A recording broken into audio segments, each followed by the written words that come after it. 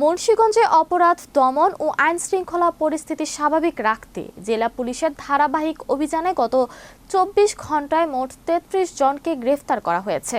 এর মধ্যে প্রিভেন্টিভ নিয়মিত মামলা, মাদক সংশ্লিষ্ট অপরাধ এবং পরোয়ানাভুক্ত আসামিরা রয়েছেন।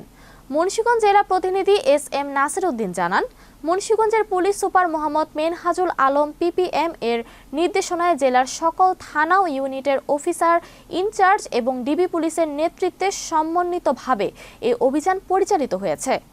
মাদক বিরোধী অভিযানে ৭ কেজি গাঁজাসহ ৩ জন, ১৫ পিস ইয়াবাসহ একজন মাদক ব্যবসায়ীকে আটক করা হয়েছে। বিভিন্ন মামলায় আসামি ও পরোয়ানাভুক্ত ব্যক্তিদের গ্রেফতার করা হয়েছে। মাদক ও অপরাধ দমন, আইন শৃঙ্খলা রক্ষায় এই ধরনের অভিযান অব্যাহত থাকবে। বাংলাদেশ মানবাধিকার কমিশন মুন্সিগঞ্জ জেলার সাধারণ সম্পাদক এস.এম. নাসির উদ্দিন বলেন, আইন শৃঙ্খলা রক্ষায় মাদকদ্রব্য উদ্ধার ও আসামি গ্রেফতার নিঃসন্দেহে একটি ইতিবাচক উদ্যোগ।